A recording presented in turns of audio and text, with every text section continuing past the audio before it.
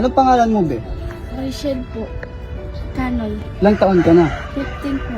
Nag-aaral ka pa ba? Hindi na po. Bakit nahinto ka sa pag-aaral? Anong dahilan kung bakit hindi ka na nag-aaral ngayon? Hindi po marunong magbasa.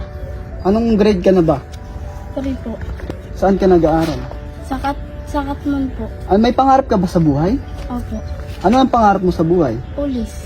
Bakit ay nung gusto mong maging paglaki mo? Para mahuli yung mga yung mga nagdadroga. Kayo po, Nay, ano pong pangalan niyo, Nay? Diesel. Diesel po. Kayo po, para sa inyo, ano po yung pangarap niyo sa anak niyo? Gusto ko mapag-aral sila ng para may matutunan sila. Gaano po ba mahirap manirahan sa ganito at gaano po kahirap na masustentuhan mapag-aral sila? Minsan, pag walang trabaho, wala talagang pang Ano po ba yung pinagkakabalahan niyo ngayon? Nangangalakal lang ako. Nangangalakal po. Sa tingin niyo po ba, sapat po ba o hindi yung kinikita niyo para mapag-aral sila lahat? Hindi rin. Medyo kulang din. Tapos na kapos po talaga. So, this is their house.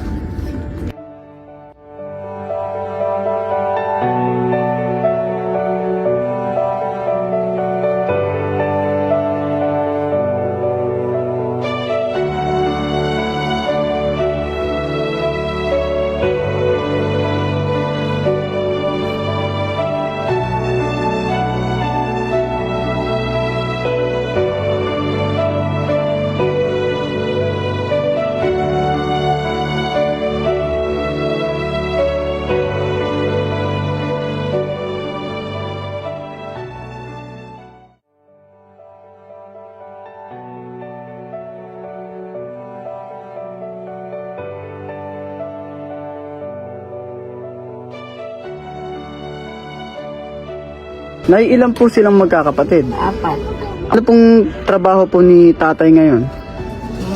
Po construction. Construction. Tapos kayo po, nangangalakal po. Anong grade na po sa mga anak nyo ngayon?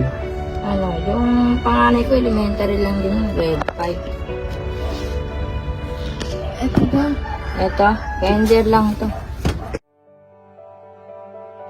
Ang nakikita kong special kay Rachel ay siya ay isang bata na kahit nahinto sa pag-aaral ay meron pa rin siyang pag-asa at pangarap sa kanyang buhay na gusto niyang matupad. At ayun niya ay maging isang, sabi niya, pulis.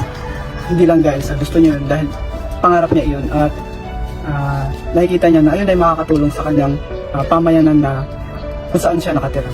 At gusto niya magsilbi para sa mga tao at bayan.